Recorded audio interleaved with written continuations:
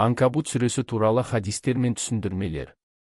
Үммі Хани былай дейді: сендер өздеріне иләхи жолдау келіп, қатаң ескерту жасалғаннан кейін де әйелдерді былай қалдырып, нәпсіқұмарлықпен еркектерге баруды, жол торып қарақшылық жасауды, һәм өзара бас қосқан жиындарында ашықтан ашық арсыздыққа баруды жалғастыра бермексіңдер ме деді деген аятта айтылған жиындарындағы арсыздықтар нелер деп Расулалладан сұрадым. Маған былай жауап берді: олар ол жерде басқаларға естіртіп жел шығарып, өткен кеткенге тастағы басқа лақтырып, мазақтап көңіл көтеретін. Түсіндірме. Жоғарыдағы аят Лут қауымы жайлы. Тақырыпты түсіну үшін алдыңғы аяттың аудармасына да қарау керек.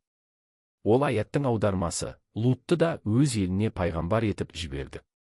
Ол қауымына: шүбәсіз, сендер жер әлемде өздеріңнен бұрын жан баласы істемеген арсыздықты істеудесіңдер.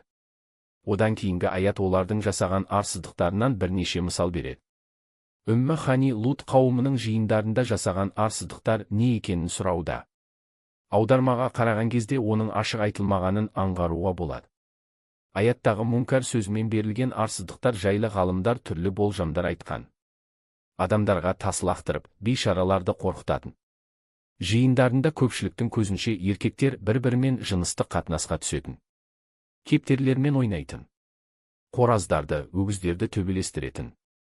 Бір-біріне түкіретін, құмар ойнайтын. Сағы шайнау, саусаққа қына жағу, киім шешу, ысқыру олардың үйреншікті әдеттері.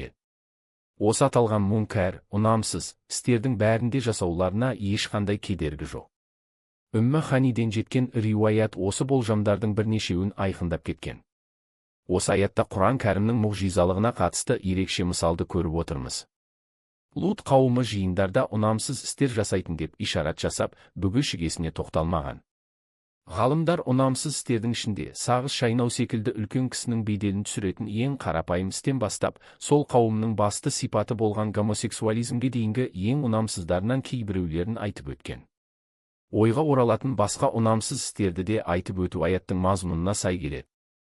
Ибн Аббас, Алланы үнемі, жүрекпен, тілмен һәм іс жүзінде еске алу болса, құлшылықтың ең үлкені, ең зоры деген аят жайлы былай деді: пенденің Алла тағаланы тілімен зікір етуі ұлы ғибадат.